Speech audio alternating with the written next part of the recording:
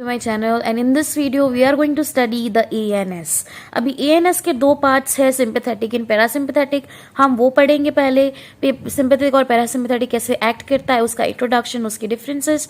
उसके बाद हम देखेंगे कि हमारे पास जो पैरासिम्पैथेटिक है वो कैसे वर्क करता है. कॉलिनर्जिक ड्रग्स देखेंगे और उसका जो इम्पोर्टेंस, अल्जाइमर्स डिजीज, मायसिनिया ग्रेविस और न्यूरोस्टिग्मिन के यूजेस देखेंगे. और हम पढ़ेंगे about organophosphate poisoning, which is a very main important thing. और बाकी का चीज़ हम नेक्स्ट लेक्चर्स में कवर करेंगे. So for this lecture let's begin the lecture very fast. ANS के दो पार्ट्स होते हैं. सो वो दो पार्ट्स कौन से हैं? First of all sympathetic system and parasympathetic system. So दो पार्ट्स कंप्राइज होते हैं. One is systemic sympathetic system and parasympathetic system. अभी जो सिंपैथेटिक सिस्टम है वो कहाँ पे लोकेटेड है? थोरैकोलम्बर रीजन में. थोरैकोलम्बर रीजन में सिंपैथेटिक सिस्टम सिचुएटेड है और जो पैरासिम्पैथेटिक है वो क्रेनियोसैक्रल रीजन में. सो ये कौन से क्रेनियल नर्व्स को सप्लाई करता है? You can read it in detail in your text book. Now the main important thing is जो सिंपैथेटिक सिस्टम है उसमें जो स्पाइनल कॉर्ड है उससे पास में है वो कौन सा है? सिंपैथेटिक. और जो स्पाइनल कॉर्ड की अवे जाता है वो कौन सा है? पैरासिम्पैथेटिक. ये कैसे याद रखते हैं? CS हमेशा SC के अवे जाता है. ठीक है, जितना CS है उतना SC के अवे है. यहाँ पे थोरैकोलम्बर है तो ये सिंपैथेटिक SS भी याद रख सकते हो. स्पाइनल कॉर्ड के पास कौन सा? सिंपैथेटिक. तो ये तरीका है उसको याद रखने का. Now moving on to pre ganglionic and post ganglionic fibres. Now when we have sympathetic system, so what is there? That the preganglionic fibers are situated near to the spinal cord. So the preganglionic fibers would be short in sympathetic because it is situated near to the spinal cord. Now preganglionic, it would be long because spinal cord is away from parasympathetic, so it is going to be long. And similarly post is long here and post is short here. Now neurotransmitter. अभी neurotransmitter का definition क्या है ये हम आगे video में देखेंगे. So neurotransmitter जो प्री और पोस्ट रिलीज करता है. Now I will show you a simple diagram. Now this is the pre synaptic membrane as you know and this is the post synaptic membrane as you know. जो pre है वो अलग neurotransmitter देगा, जो post है वो अलग neurotransmitter देगा. So, जो प्री है उसमें एसिटाइलकोलिन यहाँ पे स्टिमुलेट करता है और रिलीज होता है यहाँ पे एड्रेनालिन और adrenaline. In sympathetic, in post. But in parasympathetic both pre and post क्या करता है? एसिटाइलकोलिन को सिक्रीट करता है. ठीक है. Now receptors of sympathetic are adrenergic और receptors of parasympathetic are muscarinic and nicotinic. इसको बोलते हैं cholinergic receptors. So adrenergic receptors are of two types, alpha and beta, and cholinergic receptors are of muscarinic type and nicotinic type. Muscarinic में M1, M2, M3 और nicotinic में NM और NN. Now alpha में पता है दो type के होते हैं, अल्फा 1 और अल्फा 2. बीटा में पता है तीन टाइप के होते हैं, बीटा 1, बीटा 2 और बीटा 3. अब इसको याद कैसे रखते हैं कि कौन से कहाँ सिचुएटेड है? तो एक सिंपल सा ट्रिक है, BMW. सो B मतलब 1, तो बीटा 1 में क्या होगा? हमारा हार्ट आ जाएगा. M2 है. ठीक है, तो यहाँ पे M2 में क्या है? हार्ट. तो again M2 and beta 1 comprises of the heart. Okay, इसको ऐसे याद रखना है.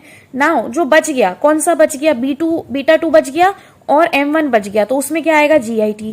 जो बीटा 3 है उसमें एडिपोज टिश्यू में लोकेटेड होता है और M3 वेसल्स में लोकेटेड होता है. अभी alpha 1 and alpha 2 R post and pre. अभी ये पोस्ट एंड प्री क्या है? अल्फा 2 दो टाइप्स के होते हैं, प्री भी होता है, पोस्ट भी होता है, और अल्फा 1 सिर्फ पोस्ट टाइप का होता है. ठीक है. So here I have shown this in diagram that pre में जो सिचुएटेड है वो अल्फा 2 है, पोस्ट में अल्फा 1 और अल्फा 2 दोनों होते हैं. जो अल्फा 2 है वो प्री में होते हैं. Now the difference between sympathetic और पैरासिम्पैथेटिक, ये एक्ट करने में कैसे डिफरेंट है? तो देखिए यहाँ पे जो हार्ट रेट है, so what whenever there is sympathetic system that means it is a emergency situation. So the heart rate increases, blood pressure increases. So in parasympathetic it is rest and digest condition. Heart rate decreases, blood pressure decreases. So in sympathetic system what happens is all the things, all the secretions, all the systems decreases except heart rate, blood pressure and CNS. CNS क्या होगा? Stimulate होगा. Same भी parasympathetic में heart rate और BP कम होगा और CNS depress होगा, बाकी सब चीज इंक्रीज करेगी. सो व्हेन रेस्पिरेशन की बात करें, ब्रोंको डायलेशन होगा सिंपैथेटिक में, कंस्ट्रिक्शन होगा पैरासिम्पैथेटिक में. जीआईटी में peristalsis secretion gastric motility decrease होगी, यहाँ पे इंक्रीज होगी। ब्लैडर में यूरिनेशन होगा, डिक्रीज, यहाँ पे इंक्रीज होगा। आई में यहाँ पे डायलेशन होगा, यहाँ कॉन्ट्रैक्शन होगा। डायलेशन होके मिड्रियासिस होगा, कॉन्ट्रैक्शन मतलब मियोसिस होगा। और सीएनएस मैंने जैसे बता दिया, सिंपैथेटिक में it stimulates and here it depresses. Now moving on to parasympathetic system. Now parasympathetic system as I told you pre and post क्या secrete करता है, acetylcholine secrete करता है, ठीक है। Now न्यूरोट्रांसमीटर मैंने बताया न्यूरोट्रांसमीटर है ये एसिटाइलकोलिन हियर। तो why it is called neurotransmitter, अभी इसके लिए ये समझते हैं, ये जो डायग्राम है बाजू में। Now this is raw material जो बाहर से हमने लिया, एक कोलिन को ले लिया, कोलिन कन्वर्ट हो गया एसिटाइलकोलिन में, इसका एसिटाइलेशन हो गया, और ये एसिटाइलकोलिन कहाँ जाके स्टोर हो गया, वेसिकल्स में जाके स्टोर हो गया, ठीक है। अभी कोई भी इंपल्स आएगा तो ही एसिटाइलकोलिन ये वेसिकल्स में से रिलीज होगा। Now whenever there is an impulse generated, acetylcholine is released and it goes to the post synaptic membrane and it causes the parasympathetic action. Therefore here the heart rate is decreased. Okay, so this is the whole working of the parasympathetic system. Now neurotransmitter acetylcholine को इसीलिए बोलते हैं because it is formed in the neuron and जो उसका synthesis है that must be neuron itself from anywhere, तो उसको हम न्यूरोट्रांसमीटर बोलेंगे कि कोई भी ऐसा molecule that is secreted, formed, synthesised inside the neuron and transmit on transmission of impulse, it transfers the nerve impulses, that is a neurotransmitter. Now here हमें पता चल गया कि यहाँ पे जब कोलिन आता है, जब इम्पल्स कोलिन है वो एसिटाइलकोलिन में कन्वर्ट हो गया, एसिटाइलकोलिन यहाँ पे स्टोर हो गया, इम्पल्स आते ही एक्शन प्रोड्यूस हो रहा है, हार्ट रेट डिक्रीज हो रहा है। बट जब कोई एक्शन प्रोड्यूस हो रहा है उसको स्टॉप भी करना पड़ेगा। Now to stop this action and terminate this action, what is there, acetylcholine esterase. This is acetylcholine esterase. This is ACHE. Do not get confused. Acetylcholine esterase is different and anticholine esterase is different. We'll deal that in the next slide. Now अभी ये जो action है वो stop हो गया। Now what is the action of acetylcholine esterase? It stops or terminates the acetylcholine molecule. कैसे? It breaks down the acetylcholine into two parts, acetyl and the other products. सो जो यहाँ पे एक्शन है that is due to acetylcholine, right. So जो acetylcholine का level में हम थोड़ा मैनिपुलेट करेंगे तो एक्शन चेंज हो जाएगा, डेफिनेटली साइनैप्स पे एक्शन चेंज होगा, पैरासिम्पैथेटिक एक्शन में एक्शन चेंज होगा। तो एसिटाइलकोलिन बढ़ाएंगे तो पैरासिम्पैथेटिक एक्टिविटी क्या होगी, बढ़ेगी, दैट मीन्स हार्ट रेट ज्यादा कम होगा। और एसिटाइलकोलिन घटाएंगे तो अगेन पैरासिम्पैथेटिक एक्टिविटी कम होगी और हार्ट रेट बढ़ेगा, राइट। नाउ हम एसिटाइलकोलिन के लेवल्स को मैनिपुलेट करते हैं, कैसे? तो जब कोलिन की एंट्री मैंने रोक दी, एसिटाइलकोलिन में कन्वर्ट नहीं होगा, पैरासिम्पैथेटिक एक्टिविटी डिक्रीजेस। एसिटाइलकोलिन की एंट्री को वेसिकल में स्टॉप कर दिया, इनहिबिट कर दिया, तो क्या होगा, अगेन एसिटाइलकोलिन का जो एक्शन है वो कम होगा, मतलब पैरासिम्पैथेटिक एक्टिविटी कम होगी। एसिटाइलकोलिन का रिलीज रोक दिया तो अगेन पैरासिम्पैथेटिक एक्टिविटी कम होगी। नाउ हम बात करें एसिटाइलकोलिन एस्ट्रेस की, एसिटाइलकोलिन एस्ट्रेस को इनहिबिट कर दिया तो एसिटाइलकोलिन एस्ट्रेस तो एसिटाइलकोलिन को स्टॉप करता है, तो इसको ही हमने स्टॉप कर दिया तो एसिटाइलकोलिन तो बढ़ता रहेगा। सो जब एसिटाइलकोलिन बढ़ रहा है तो पैरासिम्पैथेटिक एक्टिविटी बढ़ेगी। Now I you able to connect this? So जब कोलिन की एंट्री को स्टॉप कर रहा है दैट ड्रग इज हेमिकोलोनियम, जो एसिटाइलकोलिन एंट्री वेसाइकिल में रोक रहा है दैट इज वेसामिकोल। एसिटाइलकोलिन का रिलीज को रोक रहा है that is botulinum toxin, and जो एसिटाइल एस्टरेज को ब्लॉक कर रहा है दैट इज फाइजोस्टिग्मिन। सो फाइजोस्टिग्मिन का एक्शन क्या हुआ my dear, it is acetylcholine esterase inhibitor, that for it is anticholinergic. अभी एंटीकोलिनर्जिक नहीं, that is also choline. I discuss the physostigmine in brief, keep that in mind. Physostigmine क्या करता है, acetylcholine एस्ट्रेस को क्या इनहिबिट करता है। So now cholinergic drugs are of two types, the cholinergic और anticholinergic drugs. So parasympathetic drug के system में कौन से टाइप है, दो टाइप है, कोलिनर्जिक एंड एंटीकोलिनर्जिक। कोलिनर्जिक मतलब क्या, दे आर पैरासिम्पेथोमाइमेटिक्स मतलब कि जोड़ना। सो ये क्या करेगा, ये स्टिम्युलेट करेगा किसको, रिसेप्टर्स ऑफ पैरासिम्पेथेटिक। पैरासिम्पेथेटिक के कितने रिसेप्टर्स है, मस्करिनिक और निकोटिनिक, सबको एक्टिवेट करेगा, सबको।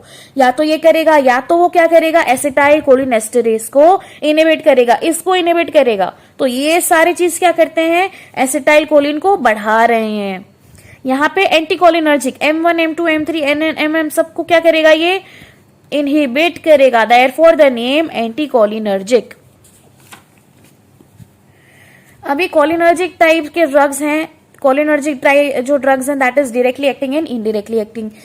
कोलिनर्जिक जो ड्रग्स है वो क्या करते हैं, डायरेक्टली ये स्टिमुलेट करते हैं किसको, कोई भी रिसेप्टर को, जो किसके रिसेप्टर्स है, एसिटाइल कोलिन के, यानी कि पैरासिम्पेथेटिक रिसेप्टर्स, सबको स्टिमुलेट करेंगे। मैंने जैसे बताया cholinergic drugs are of two types, एक तो M1 M2 M3 NM और NN को स्टिमुलेट करेंगे, और दूसरे एसिटाइल कोलिनेस्टरेज को क्या करेंगे, इनहिबिट करेंगे। इसको क्या बोलते हैं, anticholinesterase. Anticholinesterase is a different type of drug, acetylcholinesterase is different and anticholinergic are different।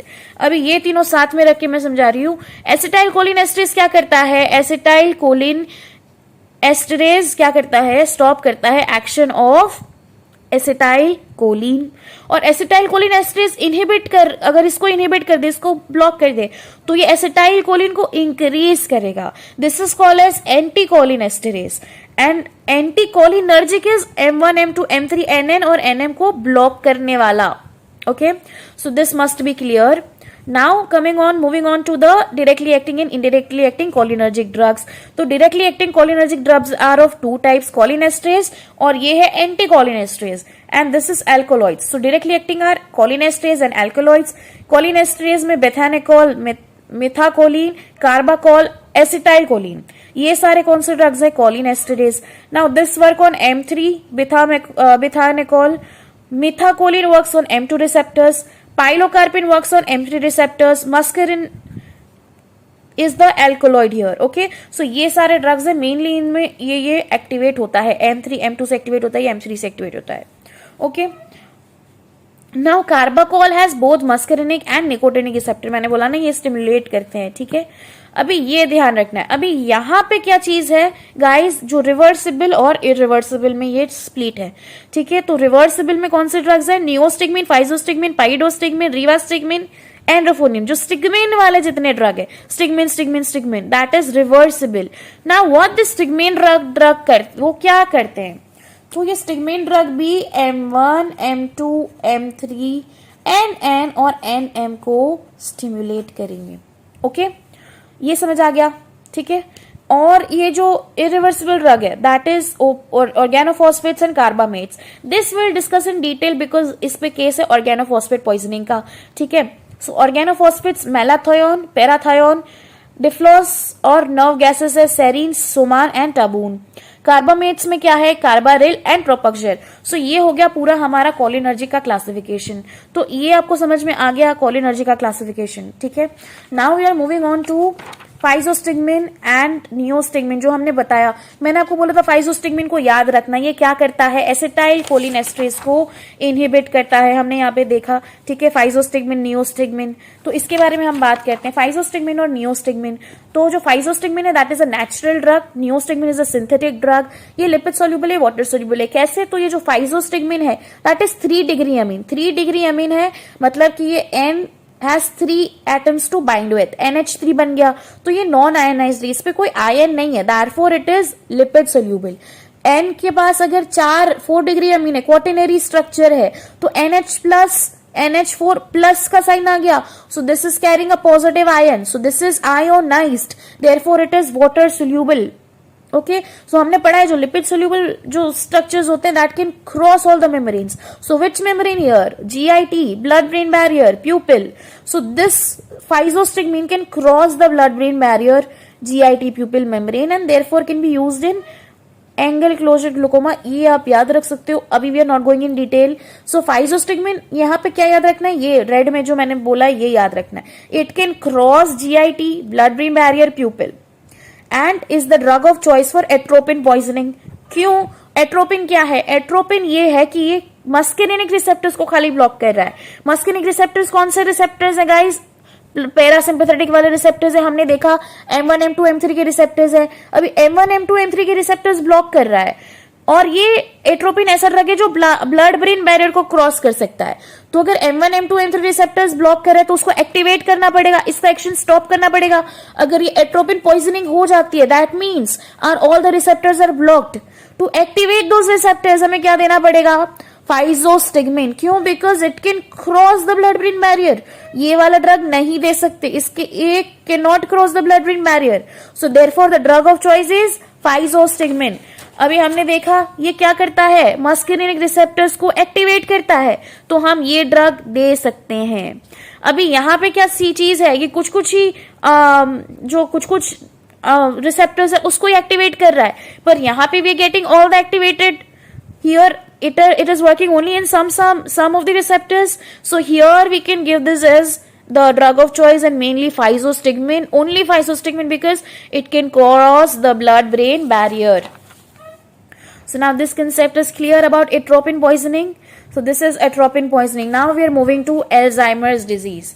Alzheimer's disease. So Alzheimer's disease क्या है? जो हमारा ब्रेन है उसके अंदर एक न्यूक्लियस है, this is called basal nucleus of Meynert. This nucleus is mainly for memory. So brain में एक एरिया है उसका नाम है बेसल न्यूक्लियस ऑफ मेनार्ड, और इसके अंदर क्या है? Large number of acetyl choline. अभी इसका फंक्शन क्या है गाइस? कि ये जो बेसल न्यूक्लियस है ये मेमोरी एक्वायर करने में और रिटेन करने में हेल्प करता है।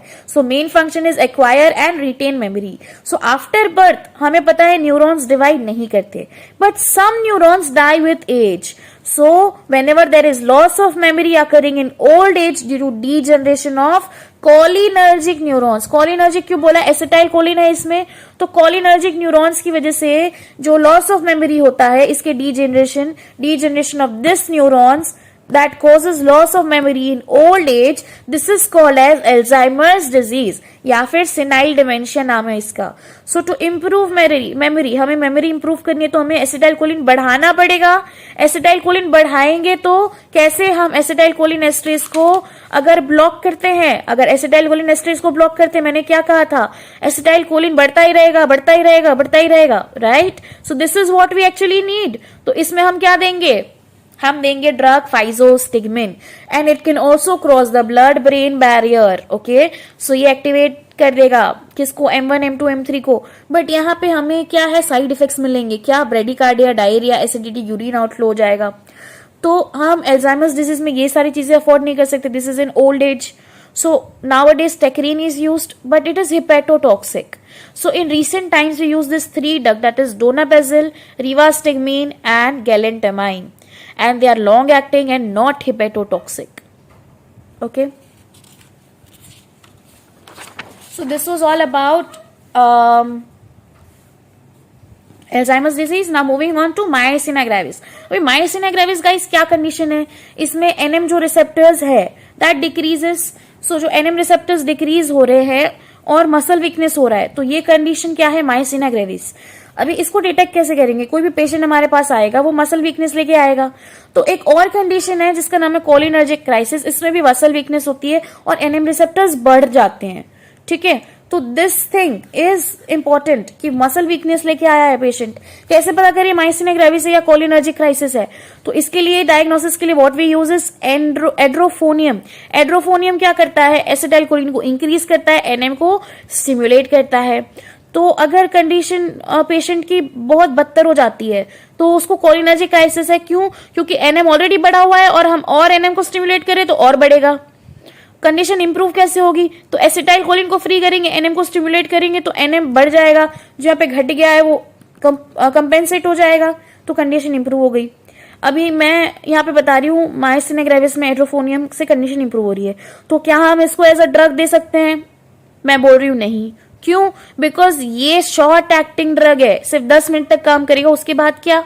So therefore we use again pyridostigmine और neostigmine. So ये क्या करता है? हमें पता है NM को एक्टिवेट करता है, बट उसके साथ साथ मस्केरिनिक को भी एक्टिवेट करता है, पर ये हमें नहीं चाहिए। क्यों नहीं चाहिए? हार्ट रेट को कम करेगा, डायरिया कॉज कर देगा, बहुत सारे पेरिफेरल साइड इफेक्ट्स कॉज करेगा। इसलिए हम क्या करेंगे, एट्रोपिन डालेंगे ताकि मस्कुलिन रिसेप्टर्स जो हैं वो ब्लॉक हो जाएं। So the treatment is neostigmine and atropine. So this was the case of myasthenia gravis. Now moving on to neostigmine के other uses. The other uses are myasthenia gravis, cobra bite में neostigmine और atropine use होता है। Post operative paralytic ileus and post operative urinary retention. अभी इसमें क्या होता है, ये दोनों पोस्ट ऑपरेटिव पैरालाइटिक इलियस और यूरिनरी रिटेंशन में ऑपरेशन करते ही हमें टच करना पड़ता है या इलियम या ब्लैडर को, क्योंकि स्ट्रक्चर्स उसके नीचे ही होंगे जिसमें हमें ऑपरेशन करना है। तो M3 रिसेप्टर्स इसको टच करते ही बंद हो जाते हैं। तो इसको वापस रीएक्टिवेट करने के लिए हम क्या देंगे, नियोस्टिगमिन। ओके, हम खाली नियोस्टिगमिन देंगे क्योंकि मस्कुलिन रिसेप्टर्स को एक्टिवेट करना है। एट्रोपिन नहीं देंगे क्योंकि एट्रोपिन तो ब्लॉक करेगा।